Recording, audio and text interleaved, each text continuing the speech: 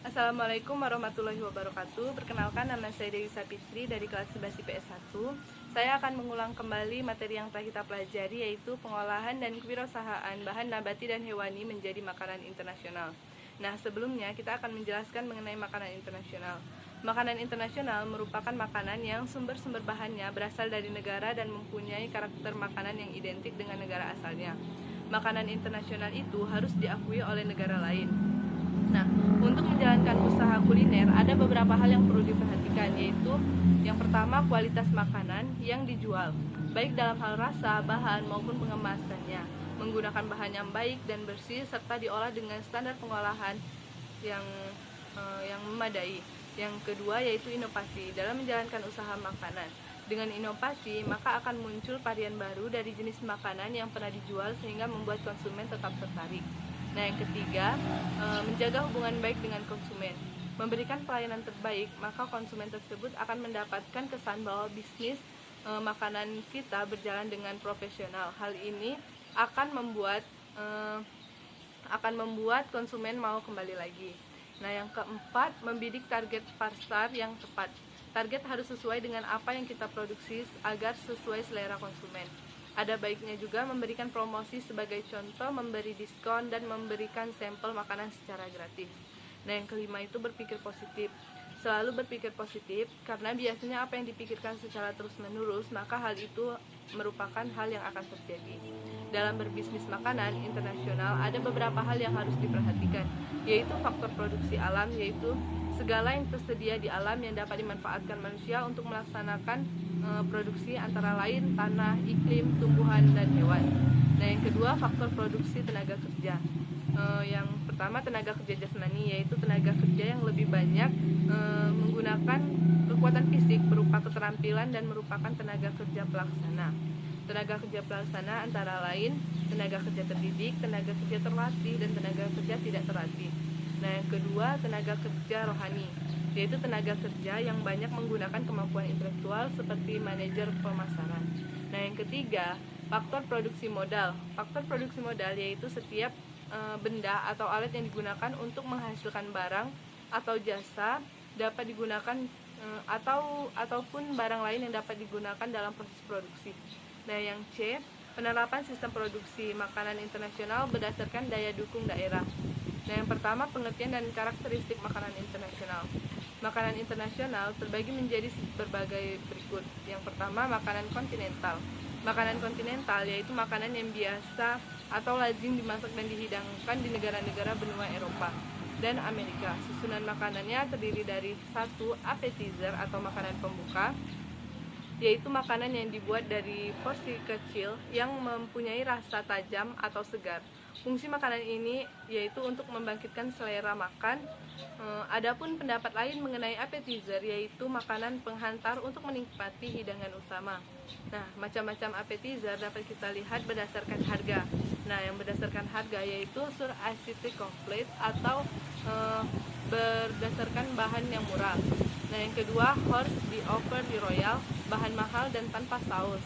Nah, yang ketiga, horse the offer varies atau campuran bahan mahal dan murah.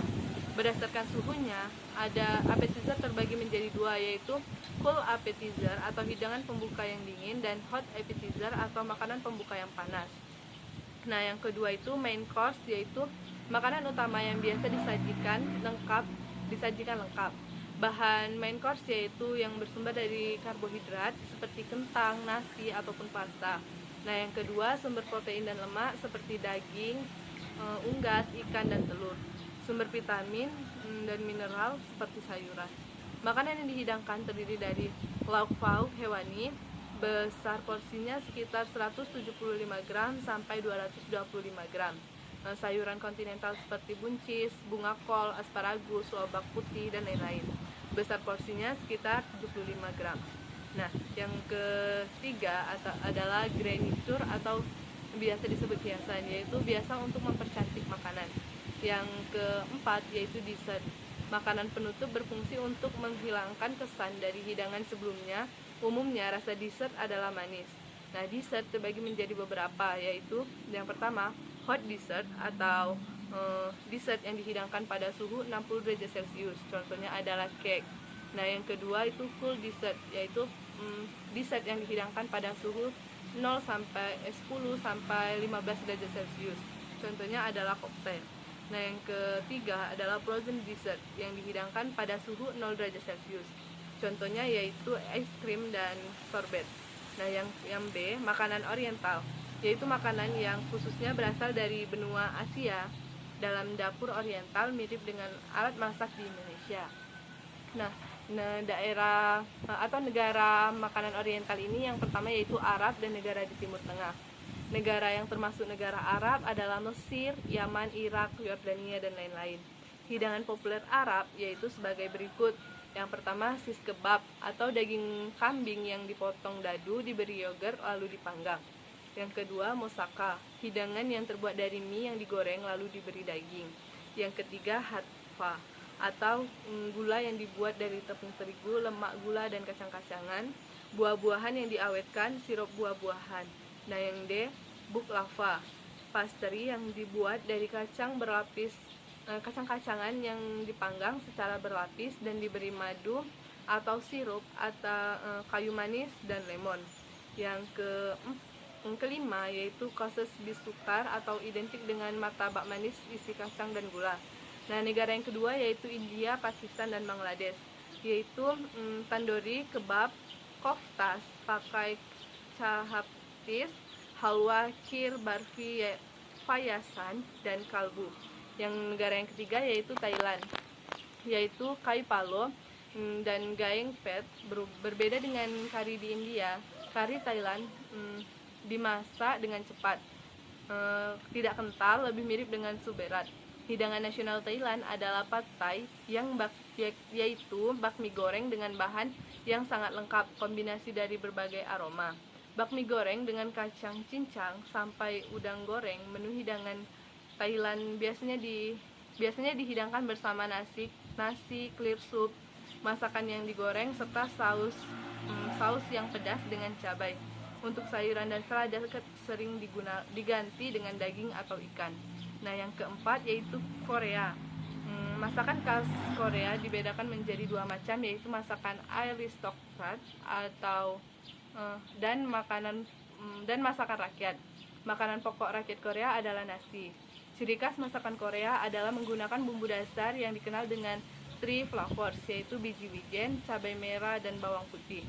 Selain itu, kadang-kadang juga digunakan six flavors, yaitu three flavors ditambah dengan daun loncang, jahe, dan minyak wijen. Daging yang digunakan dalam masakan Korea adalah daging sapi, daging ayam, kelinci, kambing, ataupun domba.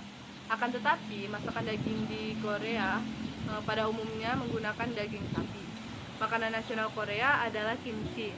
Kimchi yaitu sejenis acar yang rasanya asam dan pedas. Warnanya merah dan dibuat dari sawi putih, lobak, dan kol ataupun mentimun. Makanan Korea yang terkenal yaitu bulgogi. Bulgogi sendiri berarti daging panggang yang bertabur wijen. Yang kedua yaitu Juanlo Korea, yaitu Korea steamboat, gulchupan atau 9 variasi dadar terdiri dari daging, telur, dan sayuran. Yang kelima yaitu negara Cina. Ciri khas masakan Cina yang menggunakan sayuran dimasak dengan api besar dan waktu yang singkat. Prinsip dasar memasak dalam dapur Cina yaitu aroma, tekstur, dan warna. Teknik memasak Cina antara lain macam-macam potongan bahan sebelum dimasak, yaitu silsing, setting, dishing, demincing, dilgonsing, dan marinating. Yang kedua yaitu macam-macam metode masakan, yaitu boiling, simmering, frying, braising, roasting, barbecuing, dan steaming. Ciri kebanyakan Cina di luar sup adalah renyah, sedikit mengandung kuah, serta air yang ditambahkan sangat sedikit atau tidak sama sekali, karena kuah dapat timbul dari sayuran dan daging segar yang digunakan. Nah, yang kedua yaitu teknik pengolahan makanan. Yang pertama, teknik mengolah makanan panas basah. Teknik merebus yaitu mengolah bahan makanan dalam cairan yang sudah mendidih. Nah, yang kedua, teknik merebus menutup bahan pangan, yaitu cara memasak bahan makanan dalam bahan cair sebatas menutup bahan makanan yang direbus dengan api kecil di bawah titik didih 92-96 derajat Celcius. Nah, yang ketiga, teknik merebus dengan sedikit cairan dengan api yang dikecilkan secara perlahan-lahan. Yang keempat, teknik menggilai atau mengolah bahan makanan yang terlebih dahulu ditumis bumbunya dan direbus dengan cairan yang berbumbu serta cairan yang tidak terlalu banyak dengan api sedang. Nah, yang selanjutnya yaitu teknik mengukus adalah memasak bahan makanan dengan uap air mendidih. Nah, yang terakhir adalah teknik mendidih adalah teknik memasak bahan makanan dengan saus atau bahan cair lainnya yang dididihkan dahulu kembali. Api dikecilkan di bawah titik didih dan direbus selama di permukaannya yang muncul gelembung-gelembung kecil. Nah, yang terakhir adalah teknik mengetim, adalah memasak bahan makanan menggunakan 2 buah panci yang berbeda ukuran, salah satu panci berukuran lebih kecil. Nah, yang B, teknik pengolahan makanan panas kering, adalah pengolahan makanan tanpa bantuan bahan dasar cairan untuk mematangkannya. Teknik ini sama sekali tidak menggunakan air dalam proses pematangannya, tetapi menggunakan minyak seperti mentega, minyak zaitun, ataupun minyak konala. Nah, sehingga suhunya bisa mencapai 180 derajat. Cara memasak yang termasuk teknik ini adalah menggoreng dengan minyak sedikit, menumis, memanggang, membakar, dan roasting. Nah, yang pertama itu teknik menggoreng dengan minyak banyak, yaitu memasak bahan makanan menggunakan minyak atau lemak yang banyak hingga bahan makanan benar-benar terendam sehingga memperoleh hasil yang kering.